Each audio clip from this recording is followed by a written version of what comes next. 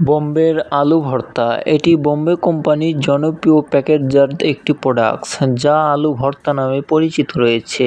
এটি অত্যন্ত দ্রুত তৈরি করা যায়। এই প্যাকেটটিতে সর্বমোট 130 গ্রাম ওয়েট রয়েছে, যাতে থাকছে আলুর ফ্রেকাস, ভাজা মরিচ, পেঁয়াজ বেরেস্তা এবং সামান্য সরিষার তেল, যা এর স্বাদকে দ্বিগুণ করে দেয়। এই কোম্পানিটি 1948 সাল থেকে চলমান রয়েছে, যা 1985 সালে বাংলাদেশে প্রথম প্যাকেটজাত চিপস হিসেবে বাজারে আসে, যা এর 20টিরও বেশি চিপস আইটেম রয়েছে।